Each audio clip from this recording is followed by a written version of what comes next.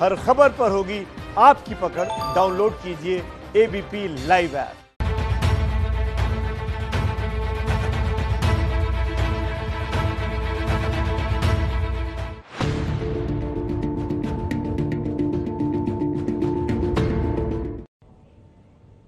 नमस्कार, आप देख रहे हैं एबीपी न्यूज। मैं हूं आपके साथ शोभना यादव। हमारी इस खास पेशकश में आपका स्वागत है।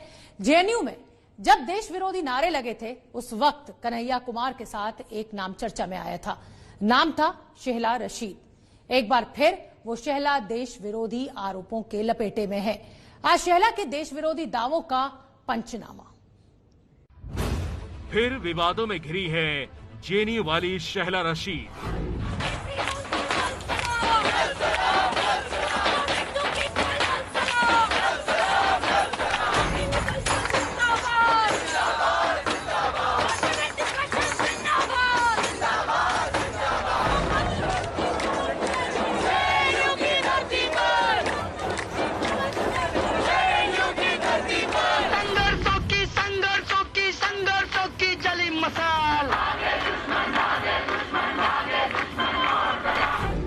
जेएनयू छात्र संघ की उपाध्यक्ष रही शेहला पर सनसनीखेज आरोप। सबसे बड़ा जो कोर इशू है वो ये डिक्लेयर करना है कि इसकी इलीगल एक्टिविटीज का कहां तक एक्सटेंट है, किस हद तक ये इलीगल एक्टिविटीज में इन्वॉल्व है, कि अचानक इसका कश्मीर पॉलिटिक्स में आने का मतलब क्या है। क्या वाकई में शेहला देश विरोधी गतिविधियों में शामिल है?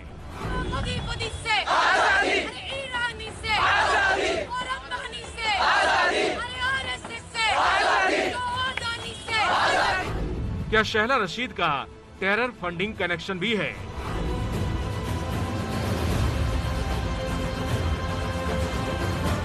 छात्र नेता के विवाद से लेकर टेरर फंडिंग के आरोपों तक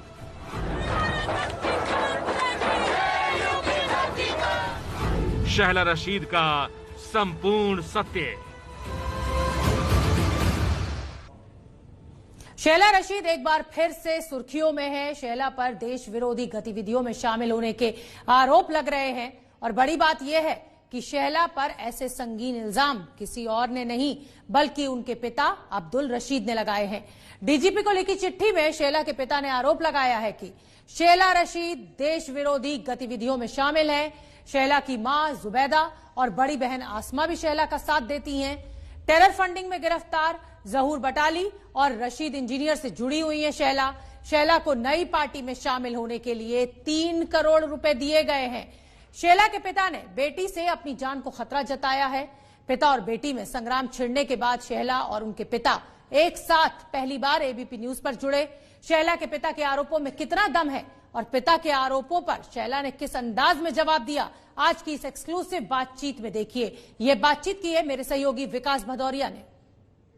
पहली बात जनाब, मैं आपको एक चीज क्लियर कर दूं, मेरे ऊपर कोई एलिगेशन नहीं लगा हुआ है। एलिगेशन जो है वो मेरे फादर के ऊपर है। उनके खिलाफ एक एफआईआर है, उनके खिलाफ डोमेस्टिक वायलेंस का केस है।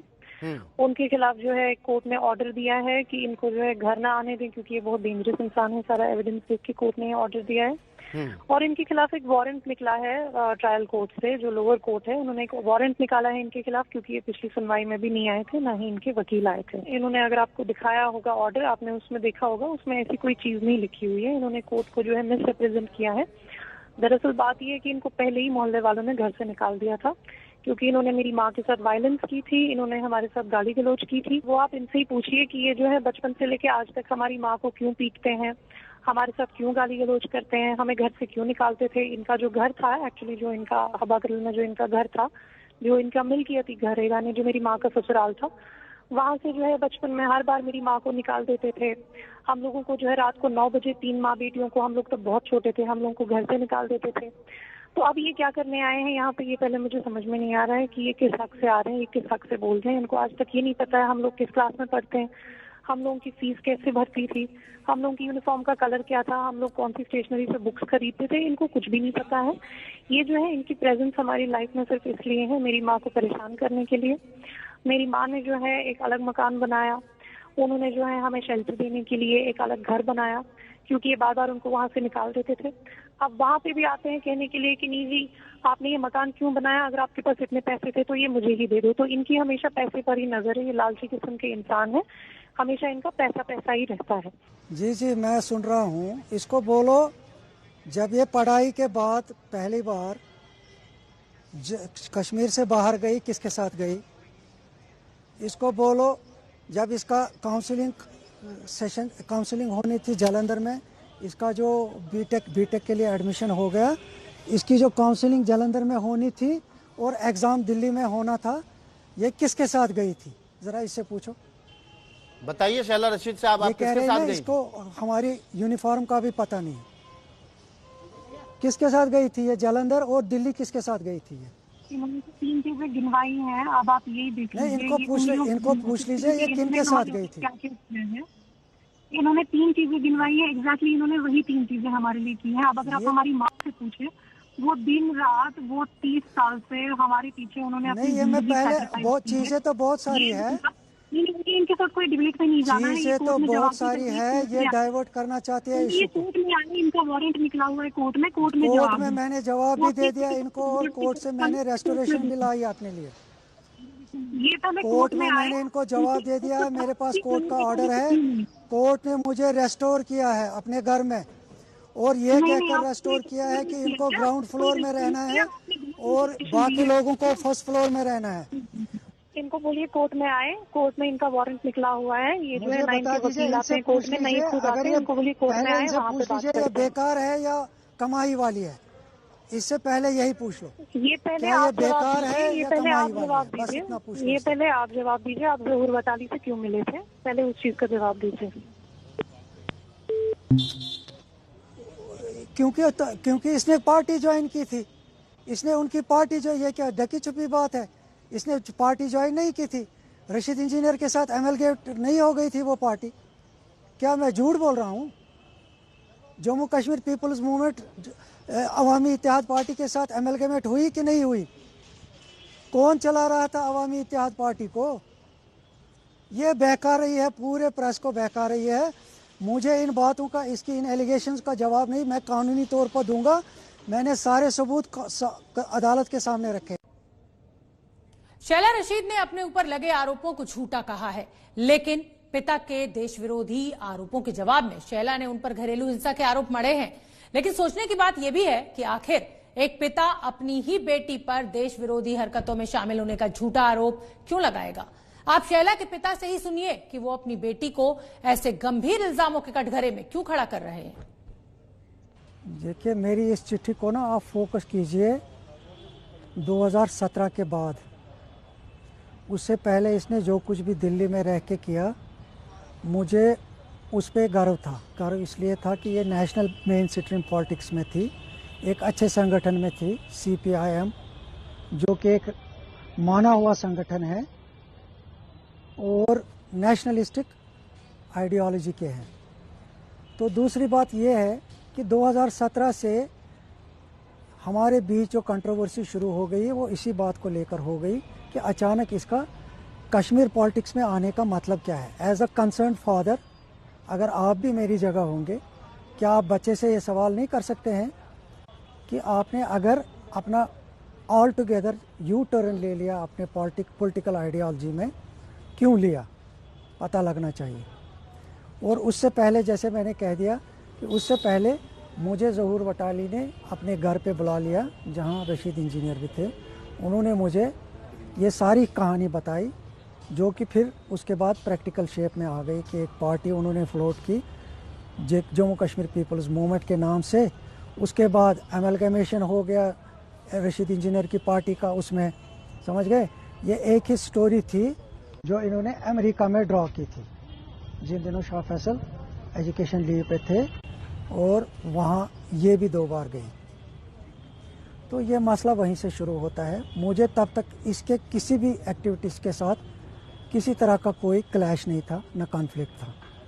तो एज अ कंसर्न फादर मैंने इससे यही सवाल पूछे बार बार कि क्यों आ गई। अगर उन्होंने मुझे पैसे का ऑफ़र दे दिया, वो क्या था? तो लास्ट में जो हमारे साथ आपस में जो बात हो गई, इन्होंने मेरे ऊपर चुप मतलब दबाव डाला कि मैं चुप बैठूं, जो कि मैं बैठा नहीं। तो इन्होंने मेरे ऊपर एक डोमेस्टिक वायलेंस का केस किया। मैंने सारी बातें डीजी साहब की एप्लीकेशन में जो मैंने दे दी है उसमें रखी हुई है। अगर उनमें दम है तो डीजी साहब देख लेंगे, खुद देख लेंगे, आपको भी बताएंगे कि उनकी इन्वेस्टिगेशन में उन्होंने क्या पाया। ये डोमेस्टिक वायलेंस से बीच में लाती है, आपको पता है कि इनके स्टंट्स का आपको पता है, ये किस तरह बात को घुमाने वाले लोग होते हैं। तो इनकी बातों की तरफ मत जाइए। पहले हमारे पास सबसे बड़ा जो कोर इशू है वो ये डिक्लेयर करना है कि इसकी इलीगल एक्टिविटीज़ का कहाँ तक एक्सटेंट है, किस हद तक ये इलीगल एक्टिविटीज़ में इन्वॉल्व है, ये हमें पहले पता लगाना है। रही बात घर में वायलेंस की, तो वो वायलेंस बेसिकली पता लगना चाहिए ना सबको कि कितनी बार मेरे ऊपर इन्होंने केस किया है, कितनी बार मैंने इनके ऊपर वायलेंस की है। असल में ये दो मोहल्ले के 2-4 लोगों के साथ मिली हुई है, तो वही ये सब कुछ करा रहे हैं। पिता के लगाए देशद्रोही आरोपों के बाद शहला रशीद अब बीजेपी के निशाने पर भी आ गई हैं। जम्मू कश्मीर के 2 बड़े बीजेपी नेताओं का कहना है कि अब देश में रहकर देश के खिलाफ साजिश रचने वालों को छोड़ा नहीं जाएगा। आज जो जम्मू कश्मीर में मिलिटेंसी की कमर तोड़ी गई है, उसी का ये परिणाम है कि पता है कि इस प्रकार के लोगों को छोड़ा नहीं जाएगा। उन्होंने अपनी सारी दास्तान जो बयान की है उससे ये साफ जाहिर होता है कि वो नहीं चाहते कि मेरे बच्चे इसमें इन्वॉल्व हों। सरकार एक अच्छा काम कर रही है मिलिटेंसी की। मुझे लगता है धीरे धीरे इस प्रकार के लोग हैं जो बेनकाब होंगे। आज सारी दुनिया के सामने इन नेताओं की काली करतूतें सामने आई हैं। ऐसे तमाम साजिश करने वालों को बख्शा नहीं जाएगा। जो राष्ट्रद्रोह करेगा, जो जम्मू कश्मीर की जनता को लहूलुहान करने की कोशिश करेगा, उसको सख्ती के साथ निपटा जाएगा। इस बीच बॉलीवुड अभिनेत्री कंगना रनौत ने भी शहला रशीद पर ट्वीट के जरिए हमला बोला है। कंगना ने शहला पर निशाना साधते हुए कहा है कि देशद्रोह से आपको पैसा, अंतर्राष्ट्रीय पुरस्कार, मित्र, सहयोग सब मिलेगा, लेकिन देश प्रेम से आपको दुश्मन मिलेंगे, संघर्ष मिलेगा, पूर्वजों की सभ्यता की लड़ाई विरासत में मिलेगी। आपकी जिंदगी है, आपका निर्णय होना चाहिए, समझदारी की जिंदगी जीना है या मूर्खता की। मैं तो पैदाइशी मूर्ख हूं। ऐसा पहली बार नहीं है कि शहला रशीद विवादों में आई हो। कभी सरकार के खिलाफ बयानबाजी तो कभी देश की सेना पर विवादित टिप्पणियां करके शहला हंगामा खड़ा करती रही हैं। पिछले कई सालों में शहला के बायोडाटा में एक के बाद एक कई विवाद जुड़ते आ रहे हैं। आखिर क्या है शहला रशीद की सच्चाई? देखिए शहला रशीद का संपूर्ण सत्य।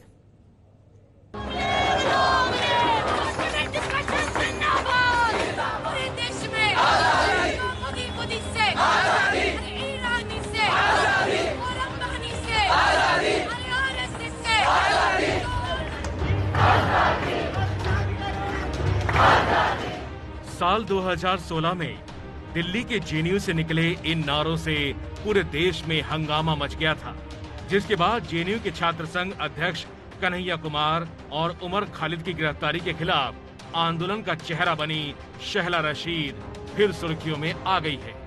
तब कन्हैया और उमर खालिद के समर्थन में होने वाले प्रदर्शनों की अगुवाई कर रही शहला रशीद उस वक्त जेएनयू के छात्र संघ की उपाध्यक्ष थी।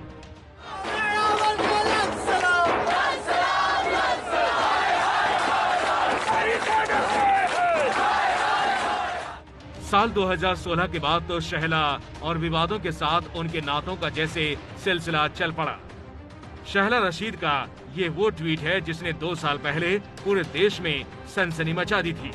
इस ट्वीट के जरिए शहला ने केंद्रीय मंत्री नितिन गडकरी और आरएसएस पर पीएम मोदी की हत्या करवाने की साजिश रचने का आरोप मढ़ दिया था। शहला के आरोपों के जवाब में जब नितिन गडकरी ने कानूनी कार्रवाई की बात की तो शहला बैकफुट पर आ गई और अपने ट्वीट को शहला ने मजाक बता दिया। लेकिन प्रधानमंत्री मोदी के साथी और बीजेपी के बड़े नेताओं पर लगाए गए ऐसे निराधार आरोपों पर शहला ने कभी माफी नहीं मांगी। शहला रशीद के भड़काऊ और विवादित ट्वीट का सिलसिला जारी रहा और पिछले साल तो हद तब पार हो गई जब शहला ने भारतीय सेना पर कश्मीर के लोगों पर अत्याचार करने के संगीन आरोप लगा दिए। भारतीय सेना ने शहला के बेबुनियाद आरोपों को खारिज कर दिया और इस मामले में दिल्ली पुलिस ने शहला के खिलाफ राजद्रोह का केस दर्ज कर दिया था। अपने विवादित बयानों से हंगामा खड़ा करने वाली शहला रशीद इस वक्त जेएनयू की रिसर्च स्कॉलर हैं। 2015 और 16 में जेएनयू छात्र संघ की उपाध्यक्ष रहीं। एनआईटी श्रीनगर से इंजीनियरिंग करने के बाद शहला ने बतौर इंजीनियरिंग की नौकरी भी की। शहला ने राजनीति में भी हाथ आजमाया। पहले वो नेशनल कॉन्फ्रेंस में शामिल हुई, बाद में शहला शाह फैसल की पार्टी JKPM में शामिल हुई। हालांकि बाद में शहला ने चुनावी राजनीति से संन्यास ले लिया। शहला रशीद।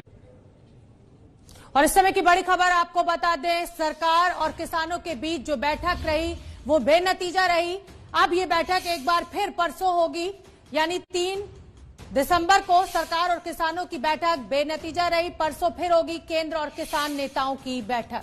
सरकार और किसानों के बीच चल रही बैठक बेनतीजा रही। किसानों ने कहा कि आंदोलन आगे भी जारी रहेगा। हम आपको बता दें कि परसों एक बार फिर सरकार के मंत्री और किसानों के नेता आमने सामने होंगे एक मेज पर। लगातार सरकार की यही कोशिश कि किसी भी तरह इस धरना प्रदर्शन को खत्म कराया जा सके।